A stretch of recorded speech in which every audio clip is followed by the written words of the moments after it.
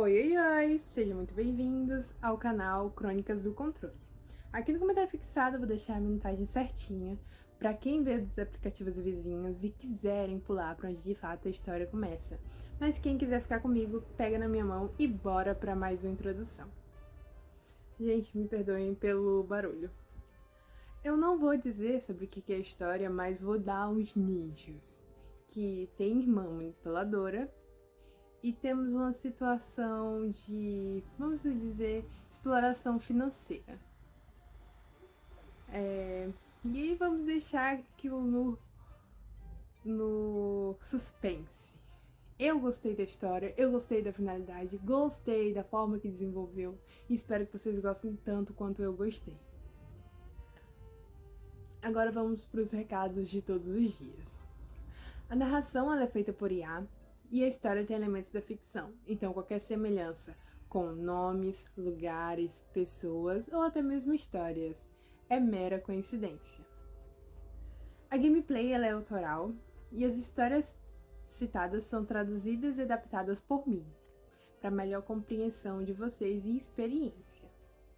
Agora, se não for pedir muito, vocês puderem deixar o like, se inscreverem no canal com o celular de vocês, com o celular do amigo, do namorado, do esposo, da esposa, o que seja, vai ajudar muito o canal. Se vocês puderem comentar, ou um emoji, ou uma palavra-chave, um tema, um tipo de história que vocês querem aqui no canal, vai me ajudar bastante, porque a intenção aqui é crescer, é a gente trazer e levar histórias mais e mais para mais pessoas. E puderem compartilhar no grupo da família, com os amigos, ou com quem seja que vocês acham que gostam desse tipo de história, para fazer uma faxina, para estudar, eu vou agradecer muito, de coração. E agora, sem mais demora, bora pra história! A mentira da minha irmã que custou tudo. Minha irmã sempre soube chamar atenção. Desde crianças, ela tinha uma habilidade impressionante para fazer qualquer situação girar ao redor dela. Se alguém recebia elogios, ela encontrava um jeito de roubar os holofotes. Se alguém passava por um problema, de alguma forma o sofrimento dela se tornava maior. Por muito tempo, nossa família tratou aquilo apenas como parte da personalidade dela. Eu me chamo Camila e minha irmã, Renata, era 3 anos mais velha que eu, apesar das diferenças. Tentávamos manter uma relação razoável. Tudo mudou numa tarde de domingo. Nossa mãe reuniu a família na sala com os olhos vermelhos de tanto chorar. Meu pai estava em silêncio, Renata sentada no sofá, segurando um lenço. Meu coração afundou imediatamente. O que aconteceu? Foi minha mãe quem respondeu. Sua irmã está doente. Lembro de sentir um frio percorrer meu corpo. Renata começou a chorar. Os médicos encontraram um tumor. A palavra caiu sobre a sala como uma bomba. Tumor, câncer, ninguém conseguia pensar em mais nada. Nos dias seguintes, a família inteira entrou em modo de emergência. Tios ligavam diariamente, primos apareciam para ajudar, amigos faziam campanhas de arrecadação, até pessoas que não falavam com Renata havia anos começaram a enviar dinheiro. E eu participei de tudo, fiz rifas, vendi doces. Passei noites organizando vaquinhas online, porque acreditava que minha irmã estava lutando pela própria vida. Os meses seguintes foram difíceis, ou pelo menos pareciam. Renata sempre tinha uma nova consulta, um novo exame, uma nova despesa. Sempre havia algum motivo para precisar de mais dinheiro, mais ajuda, mais atenção. Quando alguém fazia perguntas, ela se irritava. Quando alguém queria acompanhar uma consulta, ela dizia que precisava de privacidade. Na época, ninguém estranhou, afinal. Quem questionaria uma pessoa com câncer? Mas, olhando para trás, os sinais estavam todos lá. Os exames nunca apareciam. Os médicos nunca eram apresentados. Os tratamentos mudavam de história constantemente, e mesmo assim, ninguém enxergava porque o medo era maior do que a lógica, até que uma noite tudo começou a desmoronar, e bastou uma única pergunta para transformar a maior vítima da família na principal suspeita. Naquela noite, estávamos reunidos na casa dos meus pais. Renata dizia que iniciaria uma nova etapa do tratamento e que os custos seriam ainda maiores. Minha mãe já estava chorando, meu pai parecia preocupado. Todos estavam prontos para ajudar mais uma vez, então meu primo Gustavo fez uma pergunta simples. Em qual hospital você está fazendo o tratamento? O ambiente ficou estranho imediatamente. Renata demorou para responder, estou mudando de médico, sim. Mas em qual hospital? Ela desviou. Olhar pela primeira vez, vi nervosismo no rosto dela. Isso importa. Gustavo franziu a testa. Claro que importa, quero ajudar, talvez eu conheça alguém lá. Renata mudou de assunto tão rápido que ficou impossível não perceber. Foi a primeira rachadura na história. Nos dias seguintes, Gustavo continuou desconfiado e começou a fazer perguntas que ninguém tinha coragem de fazer. Enquanto isso, Renata parecia cada vez mais irritada, especialmente quando alguém mencionava exames ou médicos, até que uma semana depois, Gustavo apareceu na casa dos meus pais. Ele não parecia bravo, parecia decepcionado, muito decepcionado. Precisamos conversar sobre a Renata. Meu coração acelerou, porque alguma coisa na voz dele dizia que aquilo seria muito pior do que imaginávamos, e eu estava certa. Meu pai foi o primeiro a falar. O que aconteceu? Gustavo permaneceu alguns segundos em silêncio, como se estivesse escolhendo as palavras. Eu investiguei algumas coisas. Minha mãe imediatamente ficou nervosa. Investigou o que é a história da Renata? A reação foi instantânea. Você não tinha esse direito, minha mãe respondeu. Mas Gustavo não se intimidou, pelo contrário, parecia ainda mais triste. Eu esperava estar errado. Aquela frase fez meu estômago gelar. Meu pai levantou da cadeira. Gustavo, fala logo. Ele respirou fundo. O hospital que ela mencionou nunca teve uma paciente com aquele nome. O silêncio tomou conta da sala. Ninguém respondeu. Ninguém conseguiu. Eu procurei os médicos que ela disse que estava consultando. Nenhum deles existe. Minha mãe balançou a cabeça. Não. Eu também tentei verificar os exames. Não encontrei nada, absolutamente nada. Eu sentia meu coração bater cada vez mais rápido, porque de repente, todas aquelas pequenas estranhezas começaram a fazer sentido. As desculpas, os segredos, as histórias que mudavam. Meu pai sentou lentamente, como se as pernas não estivessem mais sustentando seu peso. Você está dizendo? Gustavo abaixou os olhos. Estou dizendo que acho que a Renata mentiu para todos nós. Naquele momento, a porta da frente se abriu. Era Renata, e ela entrou sorrindo, sem imaginar que sua mentira acabava de ser descoberta. Renata percebeu imediatamente que havia algo errado. O sorriso desapareceu. Todos estavam olhando para ela, ninguém falou nada por alguns segundos. Foi Gustavo quem quebrou o silêncio. Precisamos conversar. Ela franziu a testa. Sobre o que? Sobre os hospitais, sobre os exames, sobre os médicos. A cor sumiu do rosto dela. Foi rápido, mas suficiente. Meu pai percebeu. Eu percebi. Todo mundo percebeu. Renata disse. Minha mãe, já chorando, me diz que isso não é verdade. Ela não respondeu. Por favor, me diz que ele está errado. O silêncio ficou pesado, assustador. Então Renata sentou no sofá e começou a chorar. Mas não era o choro de alguém doente. Era o choro de alguém encurralado. Eu não sabia como parar. A frase atingiu a sala inteira. Minha mãe levou a mão à boca. Meu pai fechou os olhos. E eu senti um vazio enorme dentro de mim. Porque aquela única frase confirmou tudo. Não havia câncer, não havia tratamento, não havia luta pela vida. Meses de preocupação, meses de arrecadações. Meses de lágrimas, tudo era mentira, e o pior ainda estava por vir, porque ninguém sabia para onde tinha ido todo aquele dinheiro. A revelação destruiu nossa família. Não houve gritos no primeiro momento, nem discussões, apenas silêncio. Um silêncio pesado demais para caber naquela sala. Minha mãe chorava sem conseguir olhar para Renata. Meu pai parecia completamente perdido. E eu ainda tentava entender como alguém podia sustentar uma mentira daquela por tantos meses. Foi meu pai quem finalmente perguntou para onde foi o dinheiro. Renata abaixou a cabeça. Usou com o que ela demorou a responder. Muito, dívidas.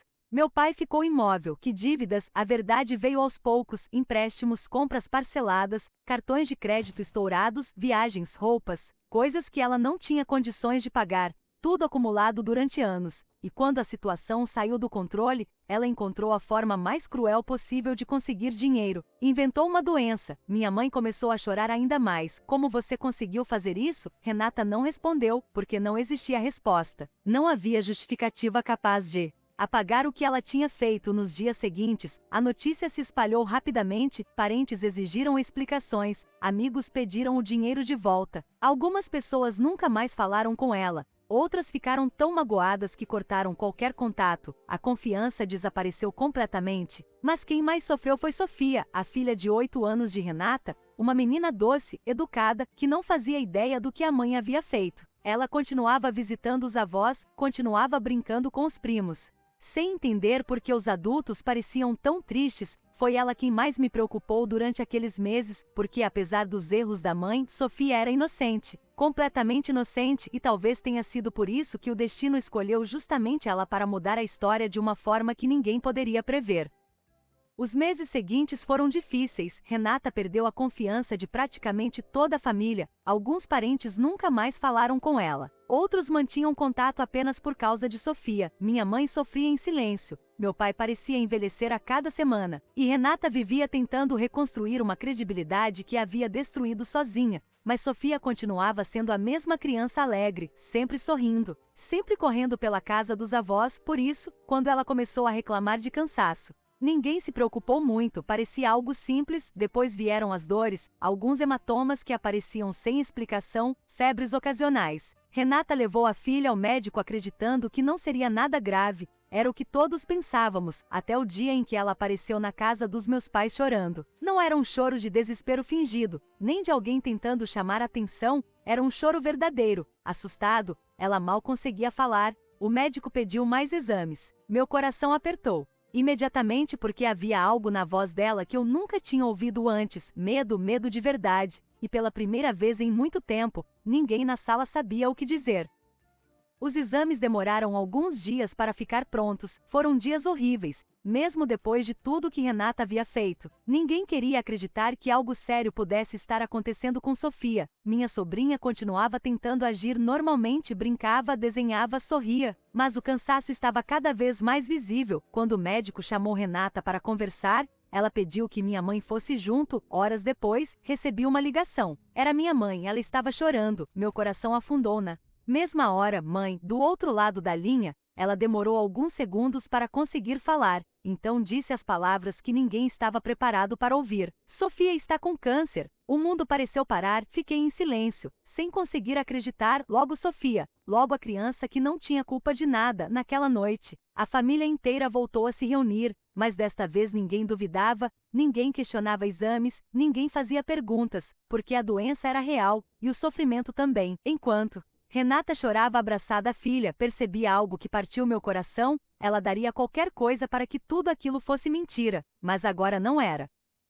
A notícia mudou tudo. As discussões sobre o que Renata havia feito desapareceram, pelo menos por um tempo. A prioridade passou a ser Sofia, consultas, exames, tratamentos. A família inteira se mobilizou novamente, mas desta vez era diferente, muito diferente. Não existiam dúvidas, nem mentiras, nem histórias inventadas. Existia apenas uma menina assustada enfrentando algo grande demais para sua idade. Renata quase não saía do lado da filha, passava noites acordada no hospital, dormia em cadeiras desconfortáveis, chorava escondida nos corredores. Pela primeira vez, eu a via completamente sem máscaras, sem desculpas, sem manipulação. Apenas uma mãe desesperada. Certa noite, enquanto Sofia dormia, Renata me chamou para conversar. Os olhos dela estavam vermelhos. Eu mereço tudo o que aconteceu comigo. Fiquei em silêncio. Então ela olhou para a filha, mas ela não merece, e pela primeira vez desde a descoberta da mentira, eu não soube o que responder. O tratamento avançava devagar, havia dias bons e dias muito difíceis, mas Sofia continuava surpreendendo todos nós. Mesmo cansada, encontrava forças para sorrir, para brincar, para fazer planos para quando saísse do hospital. Foi ela quem acabou unindo a família novamente. Pessoas que não se falavam há meses voltaram a aparecer. Tios ajudavam nas consultas, primos faziam visitas, até parentes que haviam cortado contato com Renata estavam presentes por causa de Sofia. Numa tarde, enquanto esperávamos o médico, Sofia segurou a mão da mãe. Você vai ficar comigo, né? Renata começou a chorar na mesma hora, sempre. Aquela palavra saiu carregada de emoção, porque ninguém conhecia melhor o peso da verdade do que ela. Meses antes, havia mentido sobre uma doença. Agora passava cada segundo desejando poder tirar a doença real da filha. Quando o médico finalmente entrou na sala naquele dia, sua expressão parecia mais leve, muito mais leve. Ele sorriu antes mesmo de se sentar, e aquele sorriso foi suficiente para fazer todos prenderem a respiração, porque pela primeira vez em muito tempo, existia esperança.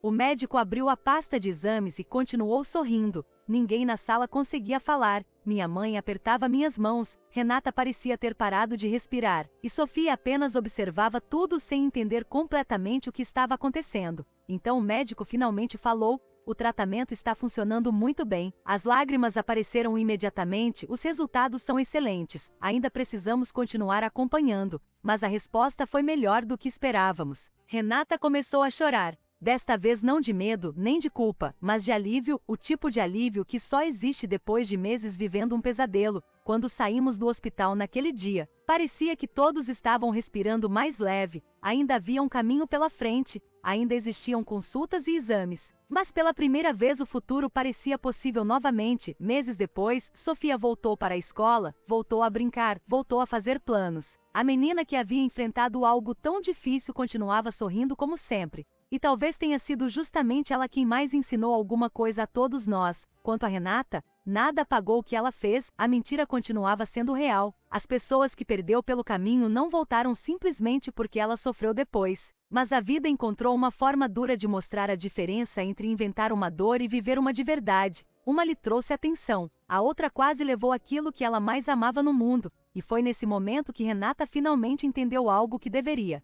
ter aprendido muito antes. Existem mentiras que machucam famílias, mas também existem verdades que mudam pessoas para sempre. E, enquanto via Sofia correr pelo jardim dos avós numa tarde ensolarada, percebi que talvez aquele fosse o primeiro dia em muitos anos em que minha irmã estava sendo completamente sincera. Um ano depois, Sofia voltou ao hospital para mais uma consulta de acompanhamento. Diferente das primeiras visitas, não havia o mesmo medo nem o mesmo desespero. Havia nervosismo, claro, mas também esperança. Quando o médico entrou na sala com os resultados, sorriu imediatamente e está tudo ótimo. Renata desabou em lágrimas. Sofia apenas comemorou porque, para ela, aquilo significava sorvete na volta para casa. Todos riram, uma risada simples, mas que parecia impossível durante os meses mais difíceis. Naquela noite a família inteira se reuniu para jantar, algo que não acontecia havia muito tempo. Enquanto observava Sofia correndo pela casa, pensei em tudo o que havia acontecido. A mentira de Renata quase destruiu nossa família, mas a luta de Sofia acabou reconstruindo parte daquilo que havíamos perdido. As cicatrizes continuavam ali, mas também existia cura, e pela primeira vez em muito tempo, o futuro parecia um lugar bom para se olhar. Anos depois, Sofia já era uma adolescente, saudável, feliz, cheia de sonhos. As consultas haviam se tornado apenas rotina, e cada exame normal era comemorado como uma pequena vitória. Numa tarde, encontrei Renata observando a filha estudar na mesa da cozinha. Ela sorriu, um sorriso tranquilo, diferente de qualquer expressão que eu tinha visto nela antes daquela história. Sabe uma coisa que aprendi? Ela perguntou. O quê? Ela continuou olhando para Sofia, que a atenção que eu procurava nunca. Valeu a paz que eu tinha. Fiquei em silêncio, porque aquela era provavelmente a frase mais honesta que já ouvi da minha irmã, do outro lado da sala. Sofia começou a rir de alguma coisa no celular, e Renata sorriu novamente, não pelo dinheiro, não pela pena dos outros, não pelos holofotes, mas simplesmente porque sua filha estava ali, viva, saudável, e às vezes, depois de tudo, isso é a maior riqueza que alguém pode ter.